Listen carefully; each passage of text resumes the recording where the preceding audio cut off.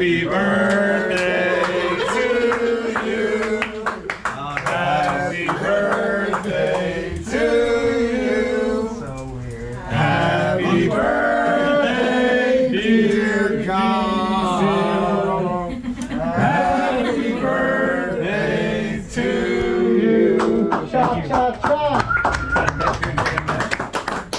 Thank you guys, thank you. Getting sung happy birthday is the weirdest thing in the world. It's like, no, we're not getting out. Because halfway through the song, you're like, what the f? Did you see his face? There's like, what? Thanks.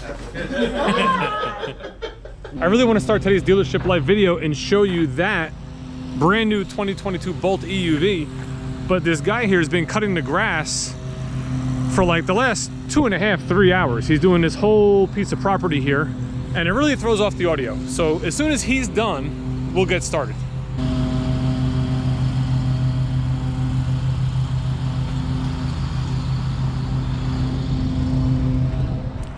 And there she is, the brand new 2022 Bolt EUV. Now, it's just starting to rain a little bit here, so we're gonna start this sort of little walk around on the inside of the vehicle first. Being the Bolt EUV is ooh, new little audio feature there when you first get in, different than the previous generation. For 2022, the Bolt is going to have two different models. You can have the EV and you can have the EUV. Now, the Bolt EV is the smaller of the two vehicles.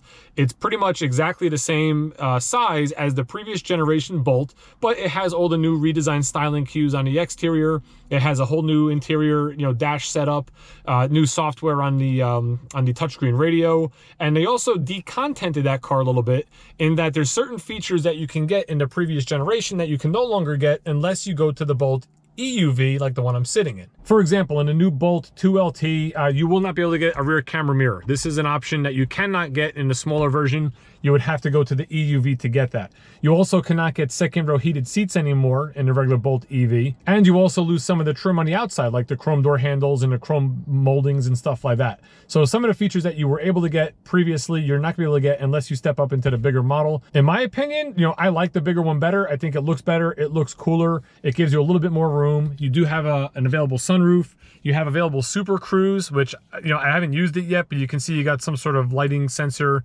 both on the wheel and on the top of the what is this called? The steering column. You have a little sensor on the top of the steering column there. Really cool feature. I definitely want to check that out. Unfortunately, I can't drive this one because it's already sold, but Route 280, which is not that far from here, is one of the roads that is in that system. So if we get one of these in the future with Super Cruise and I could take it out, maybe I'll make a video on Route 280 and just kind of experience what Super Cruise is all about. As you can see, looking at the dashboard, if you're familiar with the Bolt, you know this looks definitely a lot nicer, a lot more premium looking, and a lot more just laid out a lot nicer than the previous Chevrolet Bolt. They used a lot of soft touch materials on like the dashboard, so you can definitely tell that General Motors is trying to step up and level up their electric cars. This way, as people start coming in to look at them, they'll be hopefully very impressed. Before we talk about this MyLink radio setup here, we're just going to close the power shade on the sunroof so we don't have any glare. That is, of course, a full power sunroof. You have your controls up top, and then when you look at your screen, this is a 10.2-inch screen. It is the same size as the previous generation Bolt. However, it looks bigger. I think it looks a little bit bigger because it's very flush laid out with the black trim around it. You have your radio knobs that are on the side here versus on the bottom. There's really no climate controls here. You have to go below this piece of trim here to see your climate control knobs.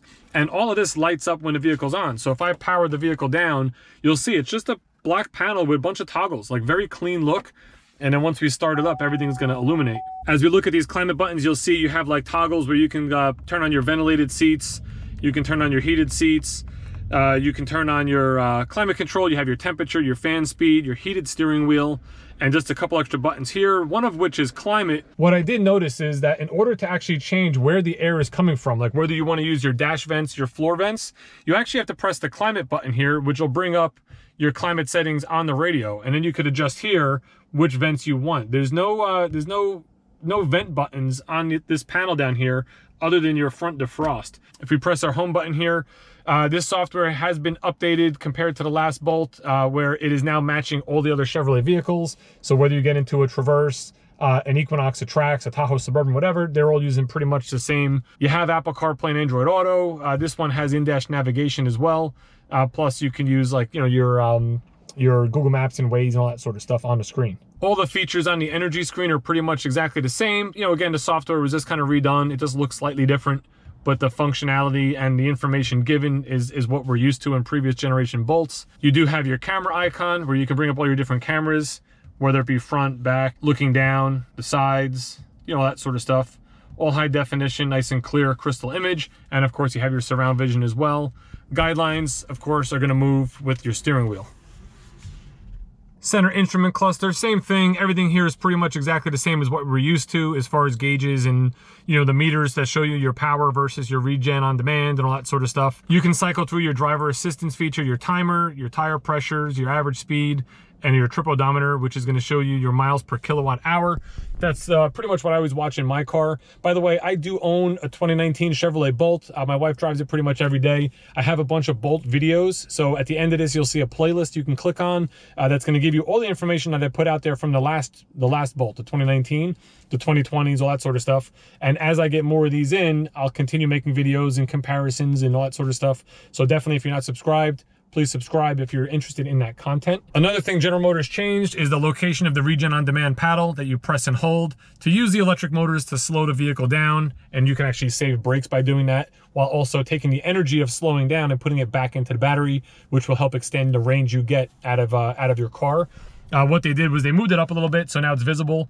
Another big update, no more shift lever. So in the previous Bolt, you had a shift lever here that you would basically press, move over, reverse, drive, whatever the case may be. Here now what they did was they just put some nice intuitive buttons. You got a couple of pull tabs for drive, reverse, and you would just press for neutral and for park. Now, when you were in the previous model, you had one pedal driving. That's the same thing here. When you're in drive, you can just press this button and that's going to engage one pedal driving. If you're not familiar, one pedal driving is basically a higher level of regenerative braking as you let go of the throttle. So as you let go of the throttle, you're actually slowing down faster than you would if that button was off, which means you can control how fast you slow down all the way to a complete stop just by letting go of the throttle. It's pretty cool. I do it all the time. And what they did with this is if you drive in one pedal, when you turn the vehicle off and then you restart the vehicle, it'll remain in one pedal driving. And if it was off, same thing, it wouldn't be on when you restart the vehicle. So it'll remember what mode you had it in last. Also, what's new for 2022 is if you now go to reverse, you have one pedal driving in reverse. So as I let go of the pedal here, I'm just going to sit in place. But if I press the throttle, I can accelerate. I let go, I come to a complete stop without actually using the brake pedal. Not only did they change the shift setup, but they also changed the whole center console here. So now you have your cup holders here, you have your shift buttons, your park brake, a little small compartment to put whatever you may want to put there.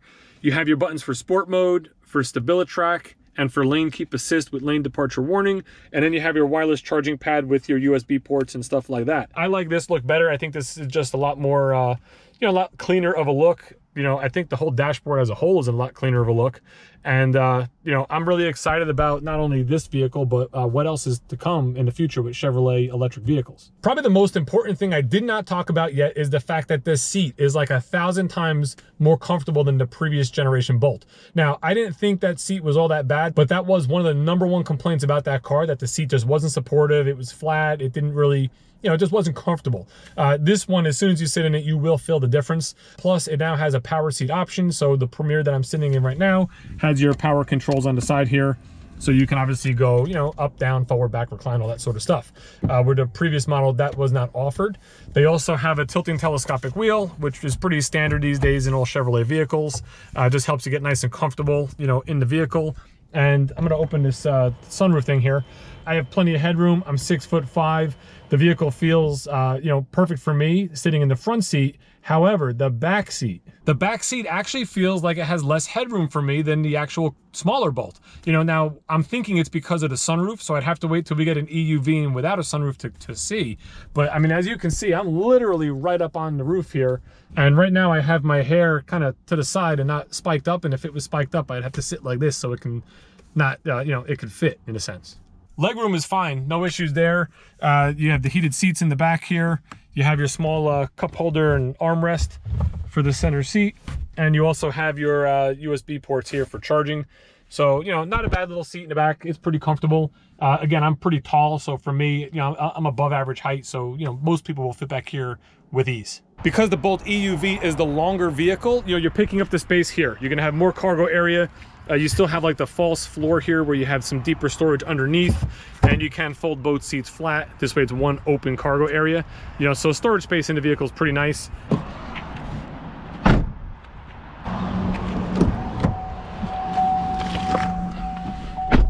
I just want to park this in between another Bolt and a Chevy Trax. That's going to be the best two vehicles to compare it to kind of get a size comparison. You know, personally, just by looking at the photos online and you know, in print, in my opinion, it's hard to tell how big the vehicle is when you compare it to the standard Bolt. So we're going to park it next to a 2020 model, and I got a 19 Trax on the other side.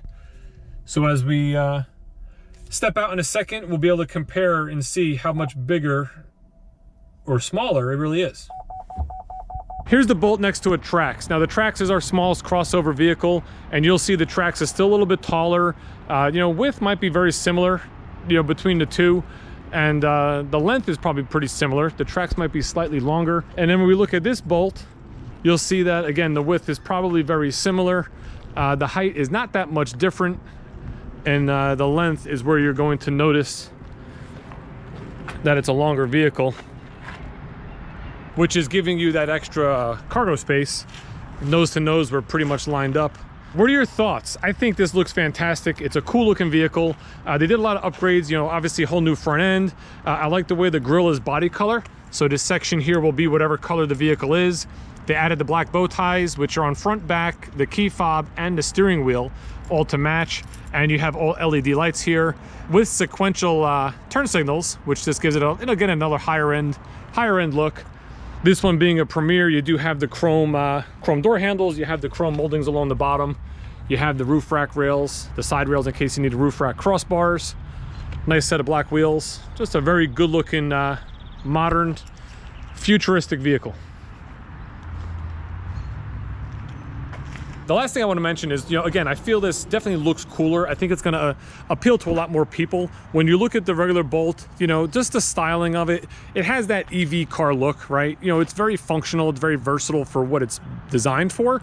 But when you have that real slanting, sloping, you know, hood to windshield line, it just, in my opinion, it kind of just gives it, I don't know, it's a goofy look, I guess you could say. Like, it's not horrible, but it's not necessarily stylish. When you look at the window line here, how your window line comes down and then your hood comes out, and then you have the nice brake here where it drops off, you got the bow tie, then you got what looks like, you know, your bumper and everything in the front. It just gives it a more appealing look. And they do the same thing in the back, the way it drops off. So you have your little like rear spoiler kind of system here, you have your windshield, a little bit of a lip or shelf, and then straight down, you know, just to really accent the styling. Let's face it, it's just, you know, it's a functional car, it's a good car, it's a great value, it's an awesome electric vehicle, but you know, it's not going to win any cool contests. This one might.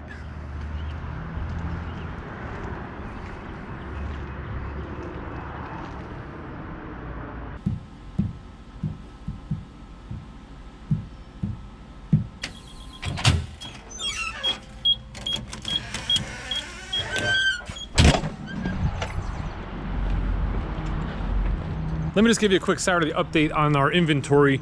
Now, we have a Bolt here, 2021. I also have a 2021 Bolt in the showroom. I have a 2021 Blazer in the showroom, and I have a 2021 Blazer right outside the showroom on our little front sidewalk. We also have 3 Chevy Blazers here. So 2 new Bolts, 5 Blazers, 1 Traverse, which is a really nice RS model. 4 Silverados. These 3, the white, the blue, and the gray, are the FL models, which are like All-Star Edition LTs. And we have 1 LT Trail Boss available, which just came in. It actually came in with damage on it, which is already fixed. And this vehicle should not last long. And that's it. That's our new car inventory at the moment. This is the first month so far where I'm feeling sort of a slowdown, because we're getting a lot of calls. We do a lot of lease business here. So we're getting calls on like the Equinox, the Traverse, the Trailblazer, all these vehicles we don't have. So what do you sell somebody when they want to lease a brand new car and there's nothing to offer? by the way, the guy is still landscaping that property.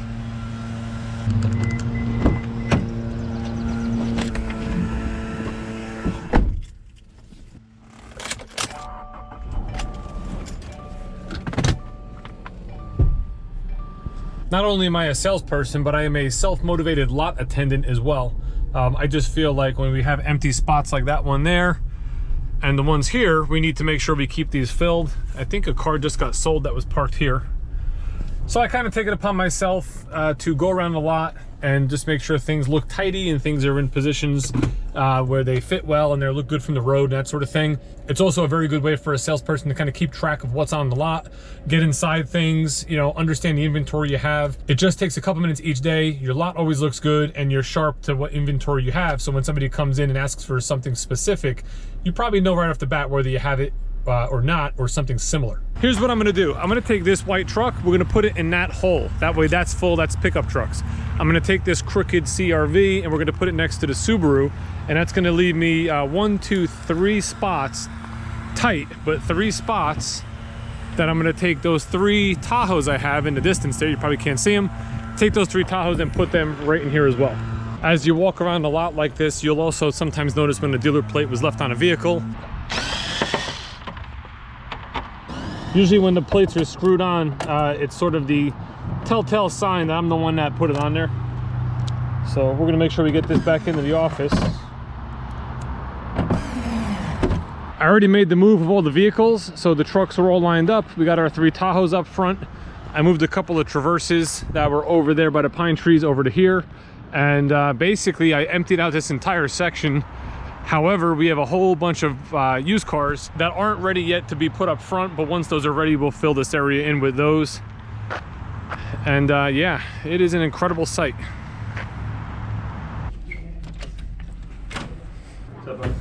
Found the plate outside. I think I left it underneath one.